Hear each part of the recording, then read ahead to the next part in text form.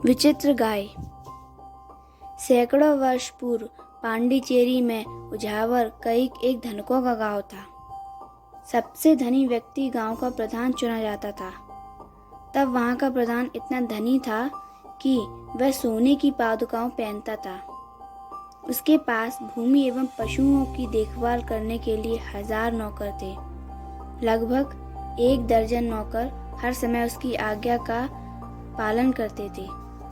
ग्वाले और गडरिये सुबह सवेरे ही उसके पशुओं को चराने के लिए समीप के जंगल में ले जाते थे और सांझ पड़ने पर उन्हें उनके ठिकानों पर लौटा आते थे। गोधूल के पूर्व हर गाय का दूध दूह लिया जाता था। गांव का प्रधान स्वयं इन काम का निरीक्षण करता था। गांव का प्रधान एक गाय को दिल से चाहता था। वह काले रंग की थी और उसके 12 सींगे जैसे छोटे छोटे सींग थे। वह स्थूल में लंबी थी। वह किसी भी अच्छी नस्ल की गाय से अधिक दूध देती थी। एक दिन जब गांव के प्रधान को बताया गया कि काली गाय का थन सिकुड़ गया है और उसने एक बूंद दूध भी नहीं निकाला, तो उसके आश्चर्य की सीमा न रही। प्रधान ने ग्वालों से पूछताछ की, किंतु सभी ने प्राय एक ही उत्तर दिया कि दोपहर तक उन्होंने गाय के थनों को दूध से भरा हुआ देखा था। पशु चिकित्सक से राय ली गई। 1 सप्ताह बीत गया था। काली गाय ने एक बूंद दूध भी नहीं दिया था। पूरी जांच पड़ताल के बाद चिकित्सक ने बताया कि गाय बिल्कुल ठीक है। गांव का प्रधान को संदेह हुआ।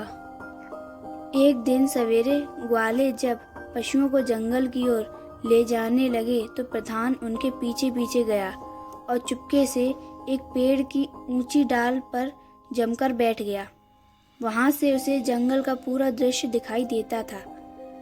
उसने झुंड में काली गाय को पहचाना और उस पर नजर जमाए रखा। पैर तक गाय के थन दूध से भर गए और वह उस गर्भवती स्त्री की तरह लगने लगी जिसके पेट में जुड़वा बच्चे हों। हे भगवान, इतना सारा दूध कहाँ जाता है? वह आश्चर्य से बुदबुदाया।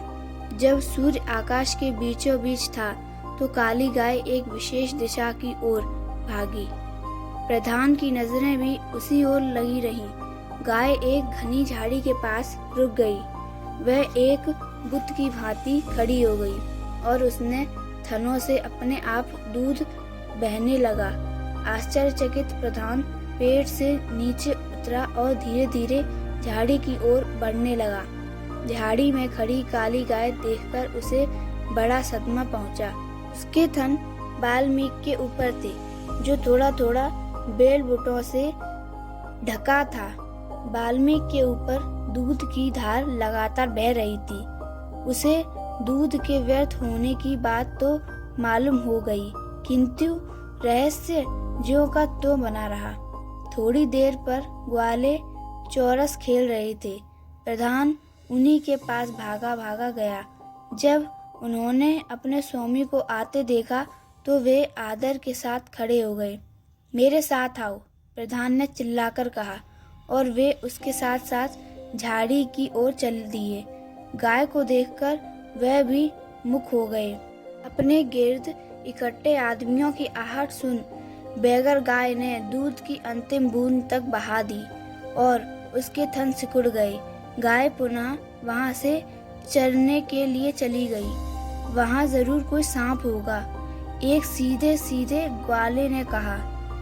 किंतु मुझे यह बात समझ नहीं आई कि गाय किसी जहरीले सांप को दूध क्यों पिलाएगी। दूसरे ने कहा, बिल्कुल ठीक। प्रधान ने विश्वास के साथ कहा, हमें देखना चाहिए बाल्मीक के अंदर क्या है।